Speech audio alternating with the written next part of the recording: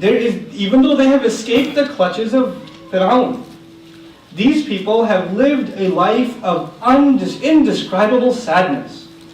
It's not just the loss of a child, it's the loss of thousands of children in front of the eyes of the parents, at the hands of merciless soldiers.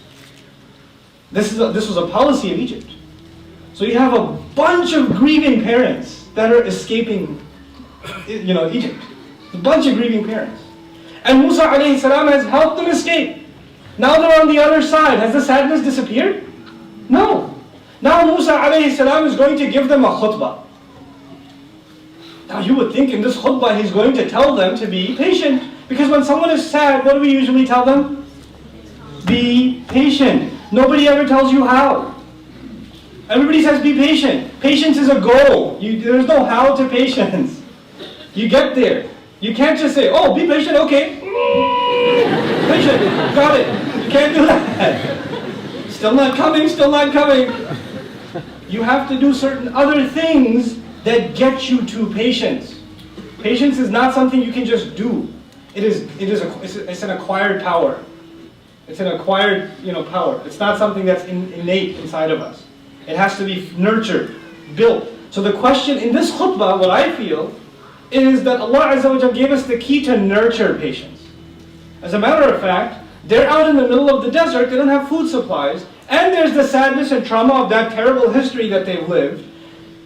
And yet Allah Azza wa Jalla, through the mouth of Musa alayhi salam, has them listen to this khutbah. وَقَالَ رَبُّكُمْ لَإِن شَكَرْتُمْ لَأَزِيدَنَّكُمْ. Your master said if you could just be grateful even a little bit, he would absolutely guarantee, he said, I guarantee I will increase for you. I will give you more and more and more and more and more. What did he bring up? What things should you do? Be patient? No, be what? Be grateful. How are you telling a people that have lived nothing but misery? They've lived nothing but misery.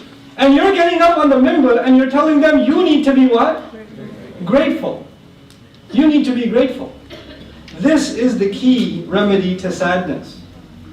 The change of thought. Instead of thinking about patience, because patience means you're thinking about the trouble you had and now you're being patient over it. The messenger, Musa alayhi salam, changed the mindset of the entire people.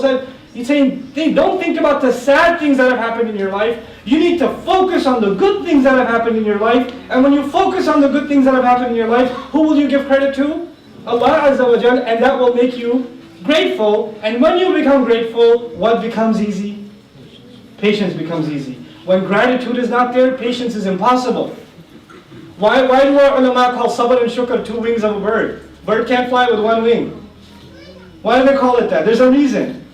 Because without gratitude, these people can't move on with their life. I told you one of the most traumatic experiences emotionally in the Prophet's life, sallallahu alaihi wasallam, is the loss of a beloved son.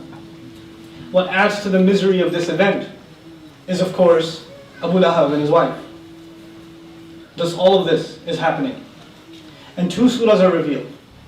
Surah Al-Lahab, which probably all of you are familiar with.